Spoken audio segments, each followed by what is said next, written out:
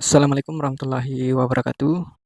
Saya Puakaso. Hari ini kita akan membahas soal kapasitas fiskal Polewali Mandar rendah secara resmi dan terbatas secara struktural ya kalau menurutku. Mari kita mulai dari satu titik yang sering dilewati dalam diskusi publik yaitu data resmi. Jadi bukan asumsi, bukan kesan, bukan pula keluhan emosional ya. Tapi berdasarkan peta kapasitas fiskal daerah yang dipublikasikan oleh Kementerian Keuangan Republik Indonesia, Kabupaten Polewali Mandar itu secara konsisten masuk dalam kategori kapasitas fiskal yang sangat rendah. Kenapa? Karena secara kuantitatif, indeks kapasitas fiskal Polewali Mandar itu berada pada kisaran 0,33 hingga 0,63 ya. Itu sebagaimana tercantum dalam berbagai persia peta fiskal resmi dari Kementerian Keuangan. Nah, dalam klasifikasi nasional, angka ini menempatkan Polewali Mandar itu di bawah rata-rata kapasitas fiskal kabupaten kota di Indonesia. Nah, ini bukan sekedar angka teknis ya. Ini adalah penanda posisi Polewali Mandar itu dalam struktur fiskal nasional. Artinya di sini sangat tegas kemampuan keuangan Polewali Mandar itu untuk membiayai pembangunan dan pelayanan publik itu dari kekuatan ekonominya sendiri masih sangat terbatas. Nah, kemudian pertanyaannya, apa makna kapasitas fiskal rendah itu? Istilah kapasitas fiskal rendah itu kan sering terdengar seperti jargon teknokratis ya, yang sering diucapkan di beberapa media oleh Menteri Keuangan itu. Nah, sebenarnya seolah ya, hanya urusan tabel, indeks, dan laporan. Padahal kan di balik istilah ini sebenarnya tersimpan semacam realitas struktural yang sangat konkret. Nah, kapasitas fiskal rendah itu berarti ya ruang kebijakan daerah yang sangat sempit, fleksibilitas anggaran yang kupikir sangat terbatas, dan kemampuan daerah untuk menentukan arah pembangunannya sendiri itu dibatasi oleh struktur pendapatan. Nah, dengan kata lain, ekonomi daerah berjalan tetapi dengan kaki terikat ya. Nah, dari kondisi ini sebenarnya muncul tiga implikasi utama yang saling berkaitan dan membentuk masalah fiskal di Polewali Mandar hari ini. Yang pertama adalah ketergantungan tinggi pada transfer pusat dan provinsi. Nah, daerah dengan kapasitas fiskal rendah, termasuk Polewali Mandar, itu hampir selalu memiliki satu ciri dominan ya. Pendapatan daerah lebih banyak ditopang oleh transfer pusat daripada oleh pendapatan asli daerah. Nah, dana alokasi umum, dana bagi hasil, dan berbagai skema transfer lainnya itu menjadi tulang punggung APBD. Nah, kondisi ini menunjukkan tiga hal mendasar. Yang pertama, basis ekonomi lokal itu belum cukup kuat untuk menghasilkan penerimaan daerah yang sangat signifikan. Nah, aktivitas ekonomi memang berjalan, tetapi tidak cukup menciptakan nilai tambah fiskal bagi daerah.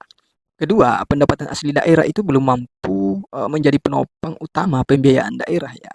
Pajak dan retribusi daerah belum tumbuh seiring dengan kebutuhan pembangunan yang kupikir semakin kompleks di Pulau Mandar ini.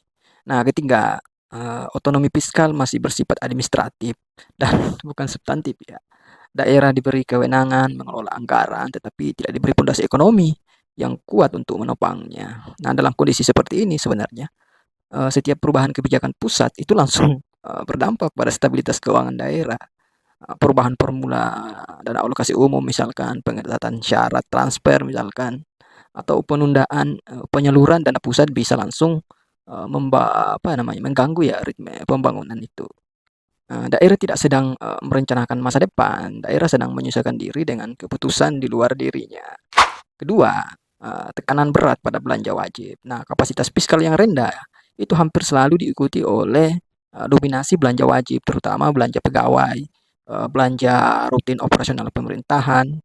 Jadi belanja ini pada dasarnya tidak salah. Negara dan daerah memang harus membiayai aparatur serta pelayanan dasar. Masalahnya muncul ketika porsi belanja wajib itu terlalu besar misalkan. Sementara kapasitas fiskal daerah itu sangat terbatas. Akibatnya kan ruang fiskal untuk belanja strategis itu menjadi sangat sempit. Infrastruktur, penguatan ekonomi, atau penguatan ekonomi lokal, inovasi pelayanan publik, itu kan semuanya harus berebut sisa anggaran. Nah, dalam situasi seperti ini, APBD itu lebih sering berfungsi menjaga mesin birokrasi tetap berjalan, bukan mendorong lompatan pembangunan. Bukan karena aparatur tidak ingin membangun ya, tapi melainkan karena ya mungkin struktur anggarannya tidak memberi ruang. Nah, ketiga, keterbatasan investasi publik. Tekanan fiskal kan yang sempit ini berdampak langsung pada satu sektor kunci sebenarnya, yaitu investasi publik. Nah, ketika kapasitas fiskal rendah, belanja modal itu menjadi kecil, pembangunan infrastruktur itu melambat, atau investasi sosial dan ekonomi jangka panjang itu tertunda. Nah, dampaknya bukan hanya dirasakan hari ini ya, tetapi menumpuk dalam jangka panjang kalau menurutku. Nah, terbentuklah sebuah lingkaran ketergantungan struktural. Kapasitas fiskal rendah, belanja produktif kecil, ekonomi lokal tidak tumbuh signifikan, PAD tetap lemah, ketergantungan transport terus berulang. Nah, ini sebenarnya bukan siklus kebetulan. Ini adalah siklus yang sangat-sangat struktural menurutku. Nah, semua penjelasan tadi sebenarnya bukan abstraksi ya. Ia terlihat jelas dalam realisasi APBD Polewali Mandar ya tahun anggaran 2025.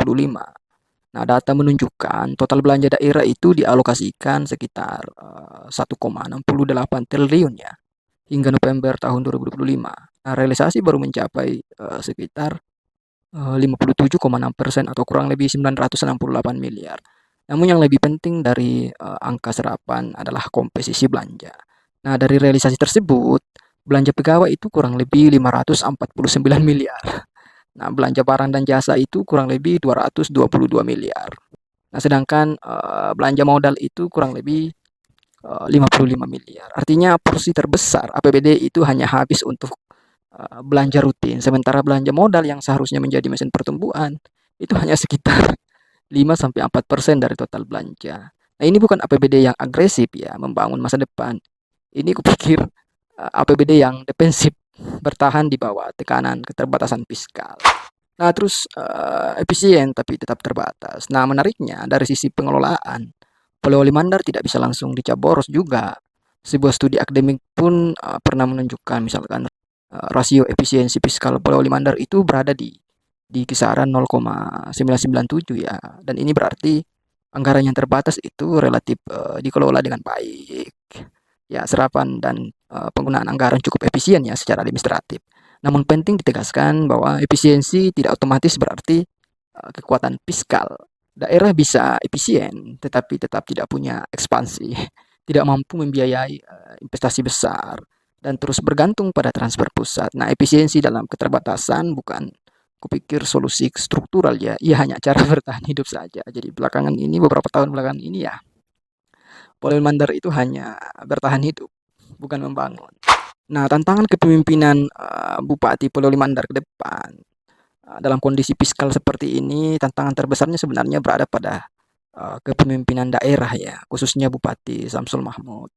Nah, tantangan pertama kalau menurutku adalah mengelola ekspektasi publik itu di tengah ruang fiskal yang sangat sempit. Tuntunan pembangunan terus meningkat, sementara kan kemampuan APBD objektif itu sangat terbatas. Jadi risiko terbesar bukan hanya kegagalan program, tetapi kekecewaan publik yang tidak memahami realitas fiskal kita di Pulau Mandar. Nah, tantangan kedua adalah mereposisi prioritas anggaran tanpa mengguncang stabilitas birokrasi. Nah, upaya mendorong belanja produktif akan berhadapan dengan dominasi belanja rutin, nah kepentingan institusional dan keterbatasan regulasi. Terus tantangan yang ketiga yang paling strategis adalah memutus lingkar ketergantungan fiskal jangka panjang ya. Selama transfer pusat menjadi penopang utama APBD, ruang inovasi daerah itu akan selalu terbatas. Nah, disinilah sebenarnya kepemimpinan Bupati Samsul Mahmud itu diuji. Bagaimana mengelola keterbatasan atau memulai membangun fondasi kemandirian ekonomi daerah. Dan tantangan terakhir adalah bagaimana menjaga kejujuran narasi publik ya dalam kondisi fiskal rendah. Godaan terbesar itu adalah bagaimana membungkus keterbatasan dengan jargon keberhasilan. Padahal keterbukaan kupikir justru menjadi modal kepercayaan jangka panjang.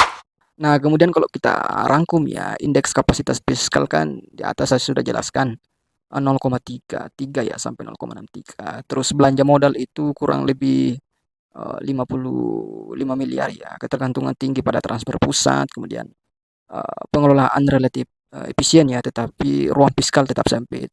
Maka persoalan fiskal Polewali Mandar bukan semata soal kinerja aparatur, melainkan masalah struktural dalam desain fiskal daerah. Nah, Polewali Mandar hari ini dikelola secara relatif efisien, tetapi bergerak dalam ruang fiskal yang sangat sempit dan lebih banyak mengelola keterbatasan daripada membangun kemandirian. Nah, selama kapasitas fiskal tidak diperkuat secara serius, APBD akan terus menjadi alat bertahan hidup birokrasi. Nah, bukan alat transformasi ekonomi dan sosial masyarakat.